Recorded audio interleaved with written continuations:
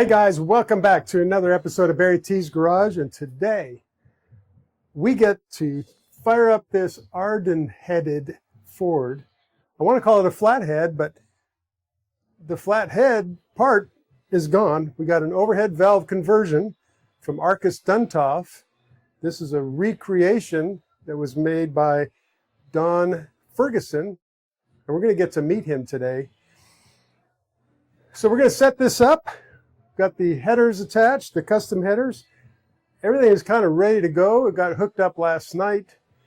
This morning, everybody's going to come in, and we're going to fire this baby up and figure out how much power it can make. It's going to be great. It's going to be a great day. I've been really looking forward to this. I hope you come along. I hope you stay with us. And also, I hope you, if you haven't seen it, if you want to see what's inside, how this works, how you can possibly take a side valve, old engine, and create an overhead valve engine, we've got complete video on how it all goes together. So with that, long enough intro, here we go. We're here to test the ARDUN converted overhead valve conversion flathead engine that we've been working on and that you videoed several times this year already. But it's finally the day. You know, I mentioned the ARDUN overhead valve conversion heads, and those are reproduction heads made by Don Ferguson. And Don invited him over for the test today, and it's my understanding that he plans to be here. He's flying over from Long Beach, California, which is not very far from Phoenix. And then assuming all that goes well and his travels go well, then he'll be here. And I'm excited about that. One of our earlier videos, you'll remember that these heads were made by two brothers, Zora and Yura Arkus-Duntov, the ARDUN, the first part of their last name, in the late 40s. Yeah. And then they didn't make very many. It's not documented really how many were made, but a couple hundred sets, maybe. And then they went out of business, and ARDUN heads, you know, what they made, that's all there was. But then a guy named Don Orosco picked up, who's a vintage racer, picked up and retooled everything and started making them in the early 90s. And I think he made like 6 sets of heads for his personal use. Okay. And then sometime later, Don Ferguson bought, the tooling and design information from Don Orosco. He refined not the look of the heads, but certainly the internals, rocker arms, and things like that. Material for the rocker arms, the oiling and all has been refined and much better than I would say it ever has been. He's, a second generation Bonneville salt flat racer himself, many, world records and that type of racing. And so very knowledgeable about engines in general, racing, and just an honor. If he makes it over here, that's an honor for me that he even considered it. But his plan is to be here, and I look forward to that. I don't see many ARDUN tests, on YouTube or other documented tests. Yeah. So it's a very rare opportunity to see this, and I'm so glad you're here to document it, and for me, but everybody else that might watch this down the road. I think it's just a rare opportunity to see something like this. So, that's exciting. You're known for previous videos talking about your software. Oh yeah. And predicting what's going to happen. So what's the latest for this morning? Yeah, well, thanks. I do spend a fair amount of time with the software that I use, which is Engine Analyzer Pro. Anybody can go out and buy it. It's been around for a long, long time. Very sophisticated, I believe, modeling software. And of course, the more you know about the engine you're modeling, the better the prediction will be. So for these heads, I did have them flow tested. So I knew the intake and exhaust flow. I know that I CC'd the chambers, so I knew the volume there. Of course, all the other parameters you can either measure, or it came in a box and you can look at what it is. Right. So I think the prediction will be very, very close. So for today, I'm saying the peak horsepower between 5,500 and 6,000 RPM. And somewhere between 300 and 315 horsepower, something like that for the top horsepower. Okay. So 5,500, 6,300 to about 315, 320, if I remember. Yeah. Right. And I think that's what we'll see. If we see something certainly lower than that, then I'll be looking to see what's wrong with the engine. Probably not what's wrong with the software. Okay, Yeah. Good. Well, that's exciting. Well, let's get in there and see what happens, and we'll follow up. Yeah, it should be fun. Has he ran this motor here yet? He started it yesterday, I think. Oh, he started it. Okay. I ran it at home.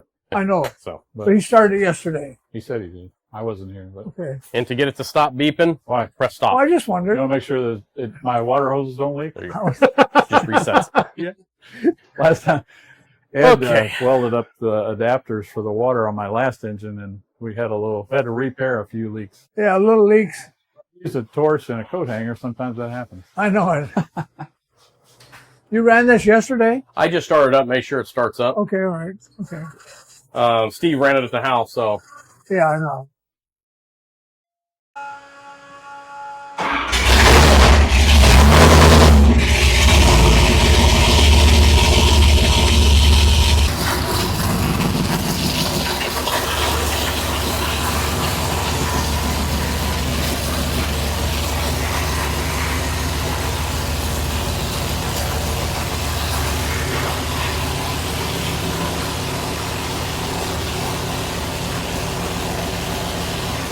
You have, I think you mentioned something. You have some dynos there, don't you? I have a Dyno 289. Dyno your motors? 289. All of them. You take them, you do it yourself? Yeah, okay.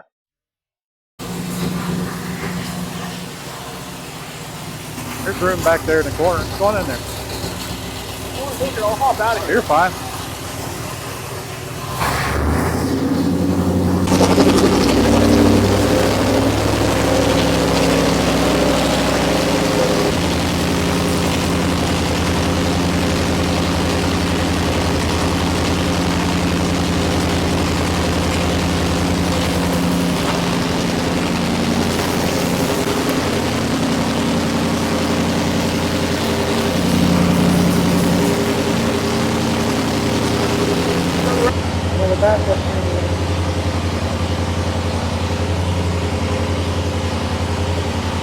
You have a water meter?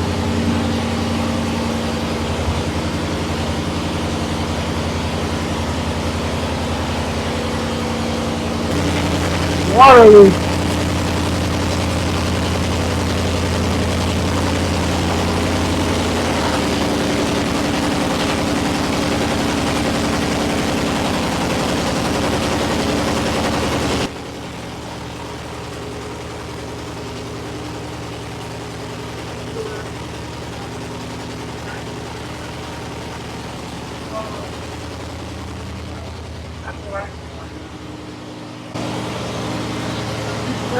You see the temperature?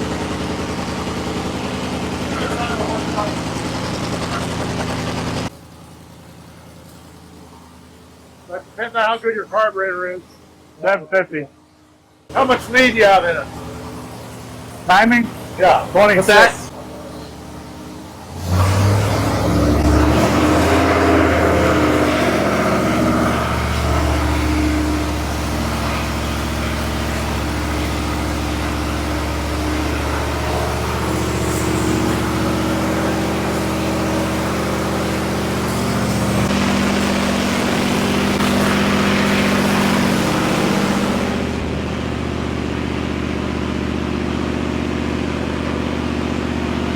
Right then, A little bit low on it. I'll get temps up. See, get the temperature up. But it's pretty efficient right now with the exhaust.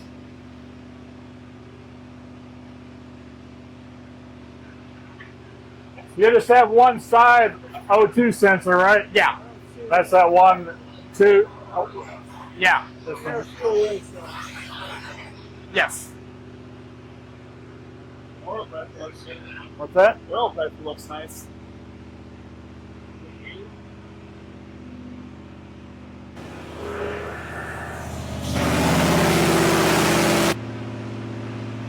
Thing sounds good. That sounds good. Yeah. Yeah. Really been NGA, right? I know.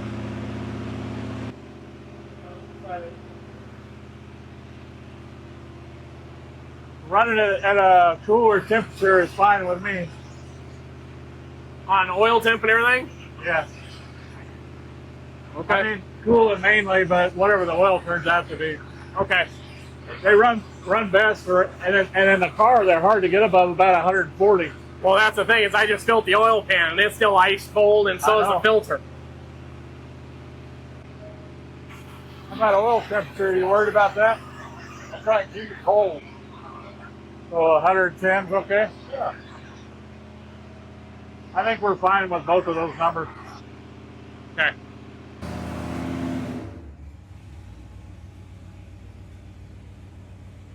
Anybody know what the bore is on this? 3.268. 3.268? Yeah. There you have it. Stroke. 4.25. 4 1/4.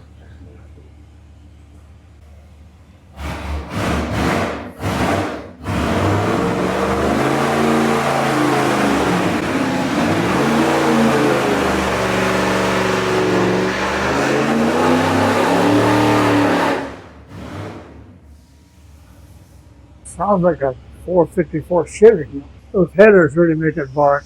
It's 4 exhausts instead of Flathead with 3. How high do you normally turn them? 55, something like that. It'll start laying over after that. Okay. You'll see it. You're running to 58, 55. Okay, I'll run to 55 and then we'll make another pass. Yeah, And if yeah. it tips Yeah. over, we'll find out.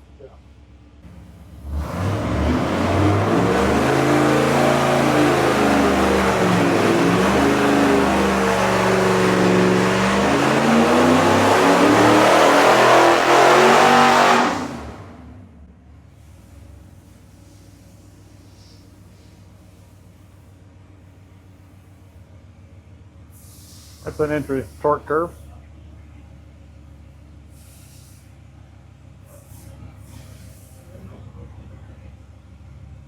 $290, $292. Yeah, I'll pull it up past it. 292, 292.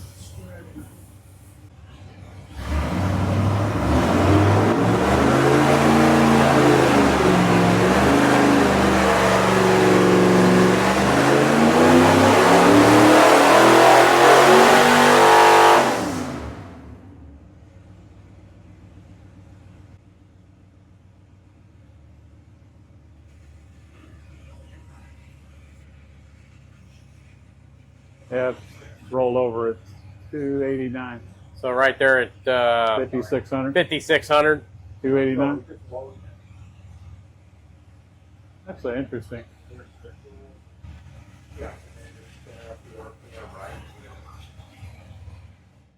Let me pull a plug out of it and look at a plug real quick.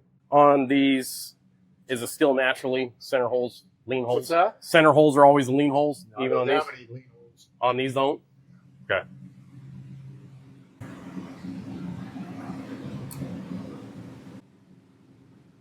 So on these, how much time are you normally running in these? 26, you can go to 28, or something like that if it needs more, but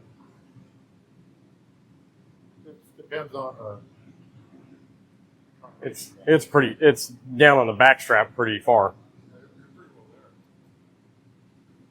26 hours. Safe. I mean, you got a couple of degrees, but it doesn't really make much.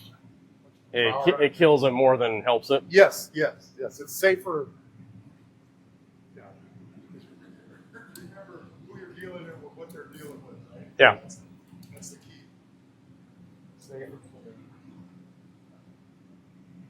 And oftentimes on that, I'll take a screwdriver and I'll roll it up and I'll shove down on the insulator right To push it down? Yeah. Okay.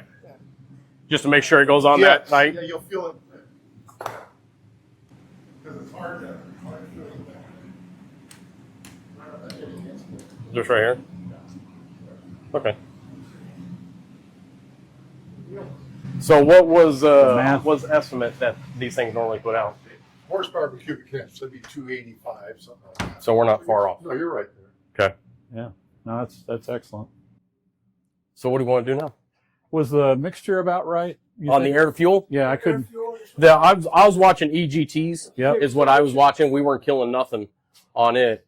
Question, was it rich enough? So a little bit lean right there in the mid-range. Yeah. But that's on, yeah, we're mowing on it, but on the top side, we got enough fuel going to the top side. So it naturally, you know, leans out 14, 15, and then it rolls back into, it starts rolling over that camshaft. I think it's pretty happy, right? It's not going to kill it. Yeah. Perfect. Don, anything else we should try? It likes this air. Oh, it's corrected, right? Corrected. Yep. So we would say 289. The other test was 292. So yeah, in the neighborhood of 290, right? And it seems happy, right? Mm-hmm. Happy enough. Yeah, it's safe. It's not eating itself up. Yeah, when you and I first met, I asked you about horsepower, and I think you said about 1 horsepower per cubic inch. So I'll slow it down right now because we're at 700 revs per second. Yeah. So I'll slow it down to 3. Yeah. Should make more. See what it does. What's the? As long as the water temperature's cool. Yeah, say I'd cool that down. Okay. you like around 140, right? Yeah. I can open my thermostat up and bring in some cool air. Yeah, let's do that. Over 160, it starts losing horsepower. Okay. In my stuff,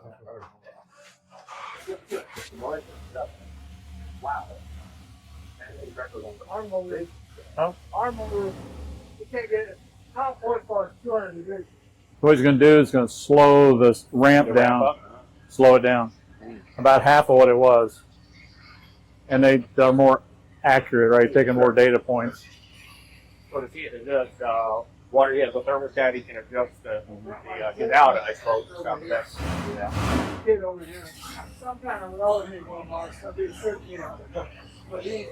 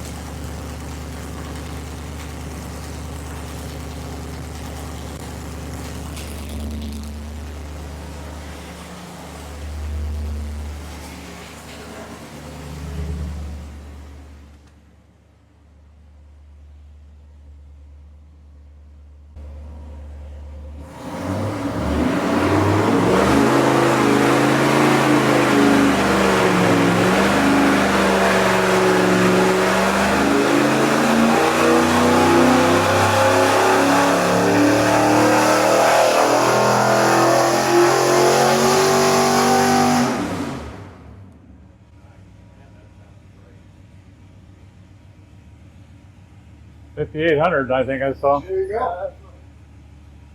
Funny how that.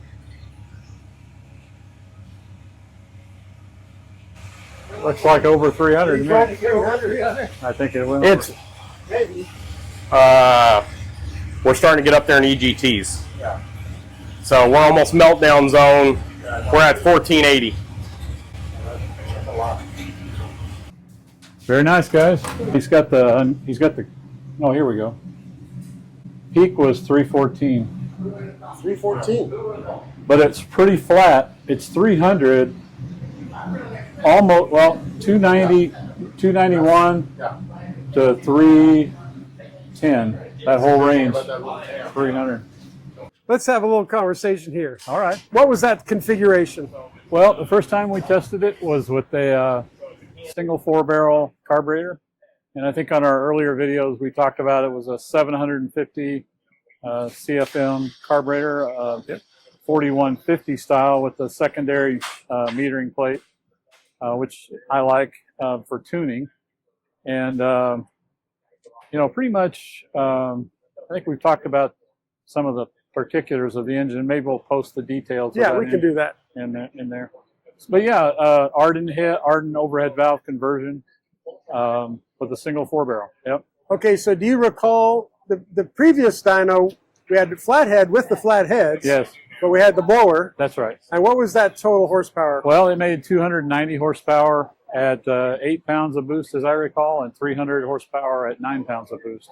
But it did have a supercharger on it. So this motor with no supercharger made essentially the same power as the supercharged 8BA we tested back in January. Isn't that interesting? Yeah, very similar, right? Yeah, very similar. But you know, the other motor had we didn't test the other motor without a supercharger, but I think it would have been, you know, 220-ish, I would guess, naturally aspirated. Okay. So the supercharger added about 80 horsepower to that, because I wouldn't be nearly as happy about things if we had trouble. But the engine ran superb. We made 306 horsepower at 5,700 RPM. And no issues with the engine whatsoever. So it is very exciting and satisfying for me to have that test completed and it come out as well as it did. Anything you would have done different now that you've seen it run? I really, maybe it needs some time to reflect on it, but nothing comes to mind. I think I had the benefit of Don Ferguson, who makes these heads, as we mentioned, having him here today. And of course, I talked to him over the last, I don't know, almost 3 years about every question that I've had. And so the engine was set up more or less the way he recommended it, you know, with the timing he recommended. And, you know, I think he's had enough experience that he kind of knows where these things need to be. And we really didn't have to mess with it at all. You know, Robert checked the plugs, and we, of course, watching exhaust gas temperatures and the oxygen sensor we had installed. And I think we're a little lean at the top end of our range. So maybe, not maybe, if we were going to take another step, it would probably be to enriching the secondaries on this carburetor. But overall, you know, I don't think there's anything I would change. It ran great, no oil leaks, good oil pressure. Didn't miss a beat, ran great. Well, you know, congratulations. Thank you. You put an amazing package together and a team of people to help you when you needed it. Yep. And all your little rigs that you had to work out for your configuration. Yep. Yeah, it was fantastic. Well, thanks. Yeah, it as you document in a couple of videos, even though this is an engine, anybody could buy these cylinder heads, but, you know, to actually put them on and configure it the way you want, you know, the accessory drive system in the front and all these details, still a lot of work. Back on the power, you know, we were reflecting, I think, on one of your earlier videos, you know, what should it make? And I think when I first talked to Don Ferguson years ago, you know, he was saying in the neighborhood of 1 horsepower per cubic inch. That's just kind of the rule of thumb. So this is a 200 and roughly 89 cubic inch engine.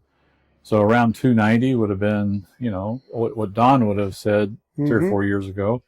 And we made 306, which is more than 1 horsepower per cubic inch. And at one time, you know, not today at all, but in the older days, you know, getting 1 horsepower per cubic inch was a big deal.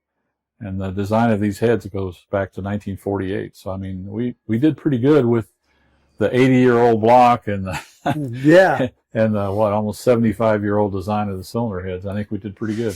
This particular block is 8BA base, so 49 to 53, or some would argue 48 to 53 because of the availability in trucks. But the last series, or the last generation of the flatheads, the Mercury, I think, with the top for a Mercury, which had a little bit longer stroke, 255 cubic inches, about 115 horsepower. Okay. So here we are at 306. Yeah. But, you know, we did a flathead with carburetors and, you know, cam porting and all that. You know, if you can get 200 out of one, you're doing pretty good. Some would argue you can do a little bit better, and I agree. But so the heads are probably worth 100 horsepower, right? Over a well-built flathead. Yeah. But just by themselves, 100 horsepower. Excellent. Be what I would say. Okay, so what's going to be the next video? What's the next test going to be? So, like we talked about, the next step is to take the 4-barrel off, put a supercharged manifold and supercharger on it, and test it again. Okay. Should be fun. All right. Looking forward to that one, too. Thanks, Steve. See you, Barry.